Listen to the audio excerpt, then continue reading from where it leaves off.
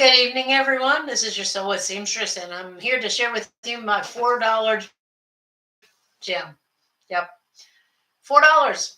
That's how much I paid for this particular Brother XL-6525. And then it's the shipping and handling. But the question is, was it a deal, or did I just waste about $20? Or was it really a golden egg, so to speak?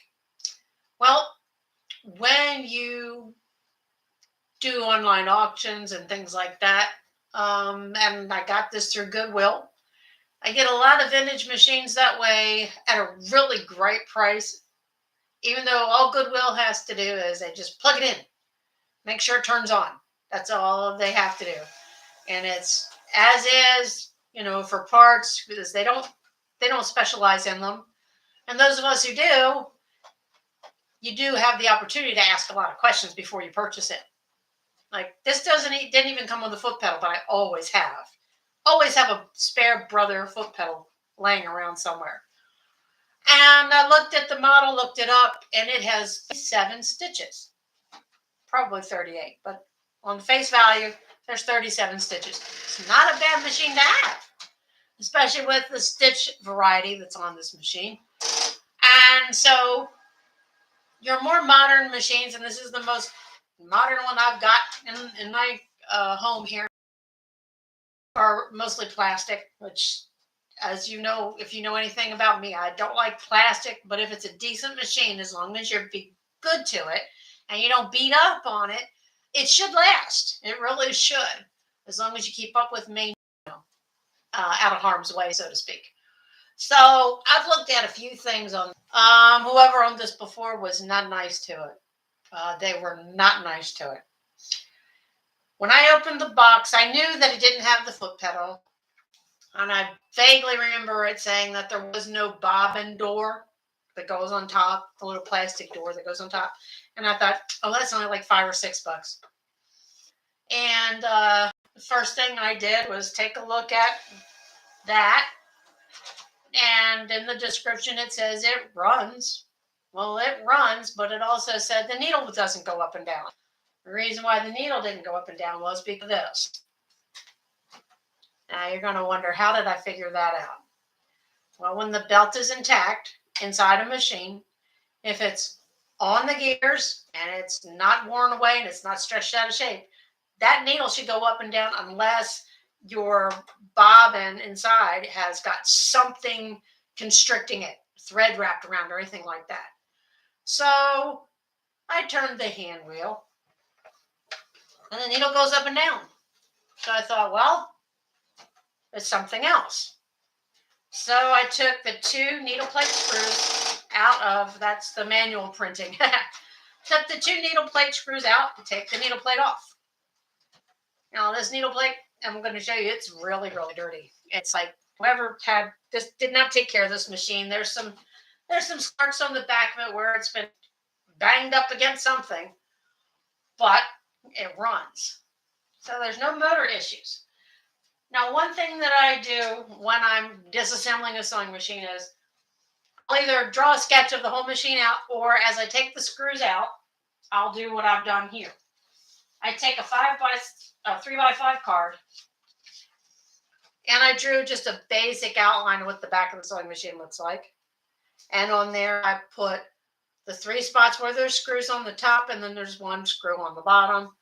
And I even outlined one of the actual screws, put it on there, so I know this screw goes in this top.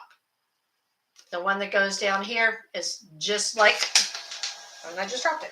Just like this screw, there's one that's different. It's a little smaller, and this one actually goes on the back, on the base part. There's a screw that goes into the light casing where the light goes. I've already ordered a new one.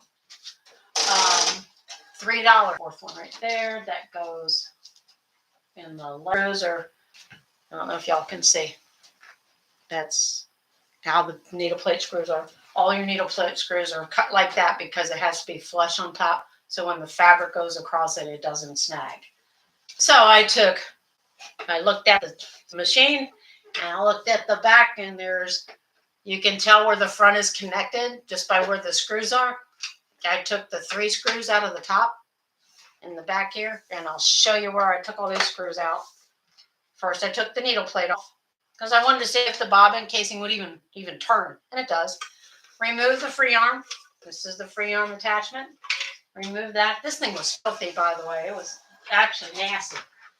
And I turned this machine around. I've already up here. There's 1, 2, 3. These 2 screws are the same size, and this is the short. Here on the bottom in the corner, took that one out, and I went to open it, and there was 1 screw holding up the works, and it was, and you'll find this on most Brothers, it wouldn't come off because of this 1 screw right here. I'm going to bring this closer so you can actually see. Hopefully I don't mess up my recording. It is right here. This screw right here. Let me point to it. There's a little screw right here at the end of the screwdriver. And that is just below the thread arm. Okay, it's just below the thread arm. Let's see if I can readjust this a little bit. Okay, so then they snap together. So to unsnap it, you just have to lift up over the top of these discs, which are the stitch length and width discs, and then that front comes right off. That's the front. The front comes right off. See? That front comes right off. Now,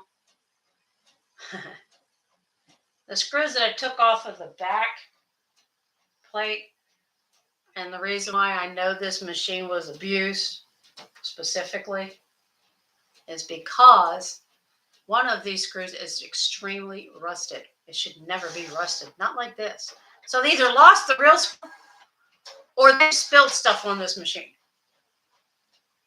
or spilled something on the table next to it and it got on the screws.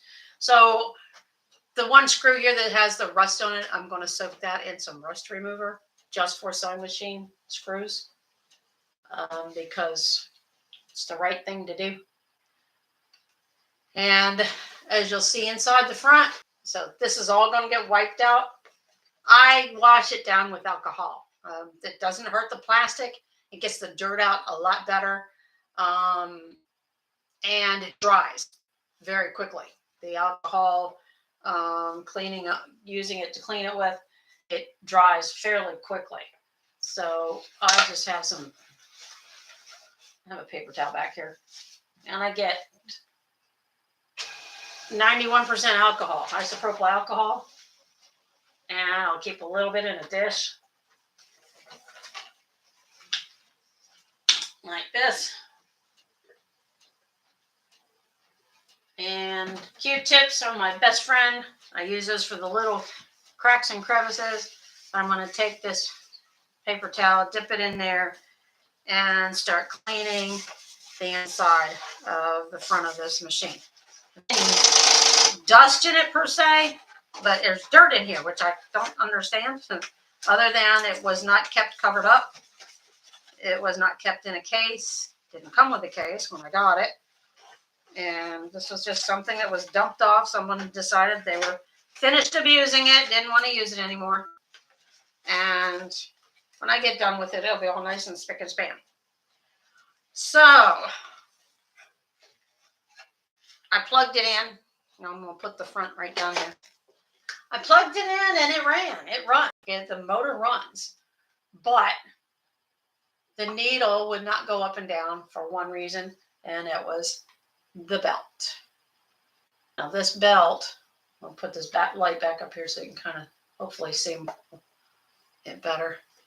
This belt it doesn't look like it's in bad shape, but it appears to either accidentally popped off of the motor or it's stretched out of shape. What I'm going to do before I purchase another one is I'm going to try to put it back on there. Now the tricky thing is with these, to put it back on, I'd have to take this whole part off. I took the screw out of this so I can take that comes off from where the light is, the light portion. And if I wanted to remove the back here, I could do that. Play with the belt, and that's usually the right way to do it. So let me see what screws they got hiding for me. It's holding the unhooked. There's the power plug. There's this. I don't see any screws right in here. So I'm going to flip it on its back side and see what's on the bottom. So on the bottom, it looks like that may be what's holding it on there. Double check. That's not attached. That isn't attached. That's not attached, and that's not attached. I'm going to flip it on its head just for a second. Very gently. I don't see any screws in the bottom there or in that back portion anywhere. So it looks like it should come right off. It looks like it should. So I'm going to keep looking around, see what I can find for this to be able to get this off of here. Now these guys, it appears, and now I do see one spot right here. There's a screw right in here. It goes from this metal to the plastic portion. And it's not red, so that's a good sign. Let's see if I can get this screwdriver in there. There we go. And as long as I can get it turned, we'll have that one little screw. And that might be the only one holding it in place, because it kind of looks like. Okay. I'm going to try to do this real careful so I don't lose it inside here. And just gingerly take it out with my fingers to see if that's what's holding it to the plastic. And that's what looks like it's the only thing holding it in there. There's that. There seems another one somewhere. Let's see. Shall we? Oh, maybe not. Might be just where the plug is. Yeah. Come on, honey. Let's see if I can get it to come over the power switch. And just kind of pop it off. And it's coming off little by little. You don't want to force it. You don't want to pull something apart that you're not going to be able to put back together. And I got this up just a second. Oh. So this can come right this way. Now, this is where I'll see if I've got a hidden screw somewhere, because they like to hide them on me. And that's just the plastic trying to pop back in place. Do I have? Nope, but I do need to get the lever out of the way. For all intents and purposes, this should come off without a hitch, so to speak.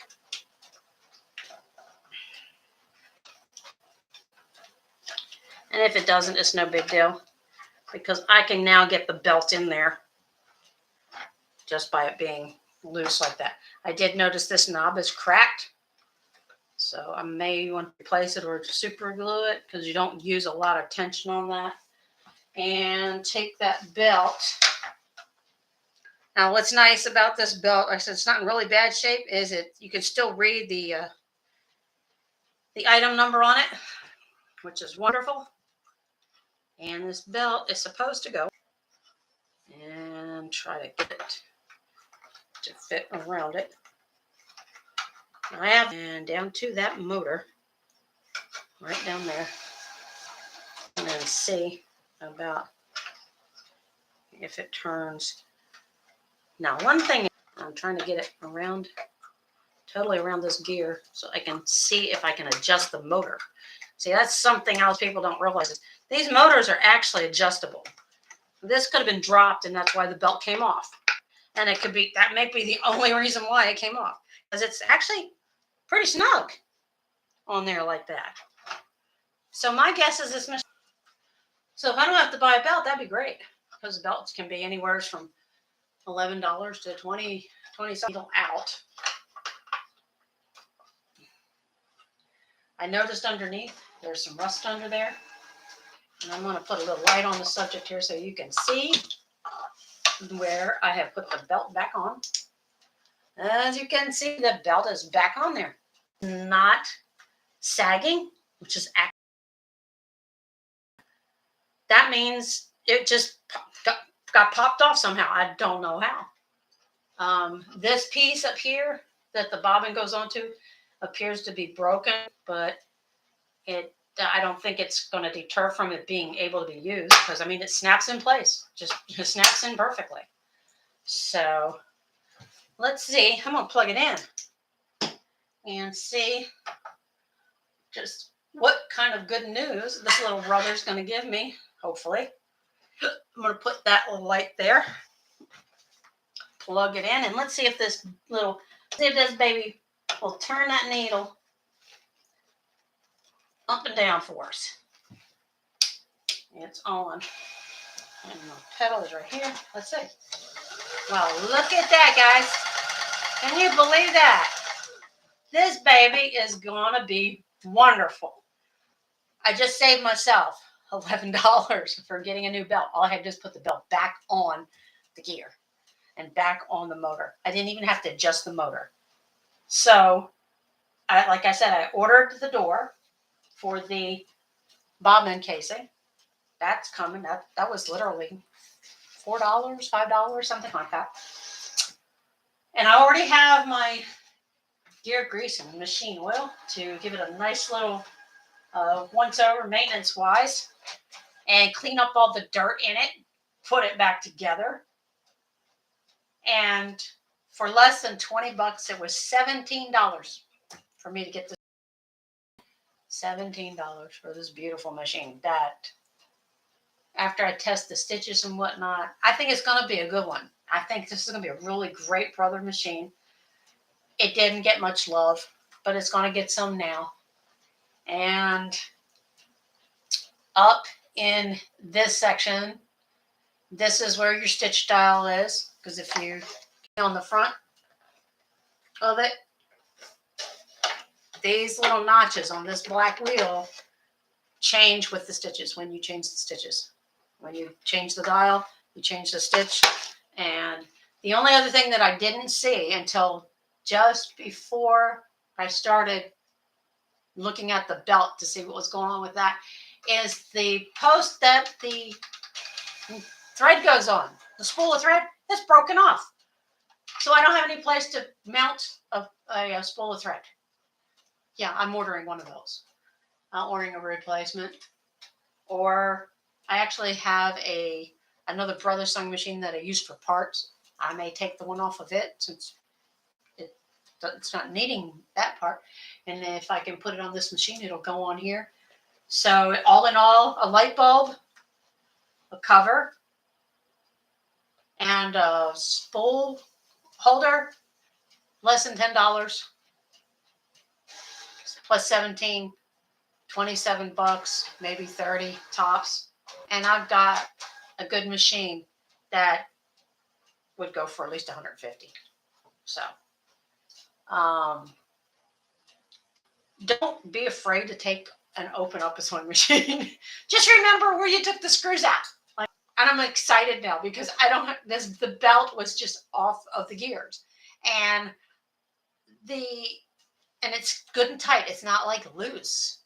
So somewhere either in shipping or however these people that owned it before had abused the poor thing, it slipped off. When I opened it up, the belt was literally off, and I go, that's not good. But all in all, like I said, I had a rusty screw that I'm going to soak that rust right off of that thing. I may just take my Dremel to it. So when you open a machine up and you've got a belt that's working, this belt looks almost brand new. Now how it got off of there, I don't know. Like I said, it had to have been jerked around or something. Once you get to that point and you've got, you know your needle's going up and down, like this one's going up and down. It's awesome because this one also has the automatic needle threader attachment to it. It's going to need a little bit of TLC. It has the guide for doing buttonholes, which is fabulous. Then I turn it to on its backside, like this. So look at the underside of it. So you want to look at the underside of this machine. And there is some rust on this gear down here. So that could be oxidation, or it could be that something got splashed up into it, because I noticed there is a rusted screw here also. So my guess is someone splashed something on it, tried to clean it up, and it stayed wet on the bottom.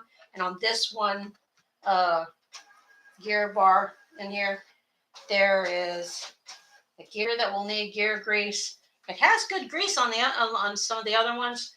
I think that whoever had it, once they popped that belt off, they didn't know how to deal with and how to work with it. And so now it's in my hands, my 11 little hands. There's a lot to this machine. There's another belt in here that I've never seen one of those go bad, but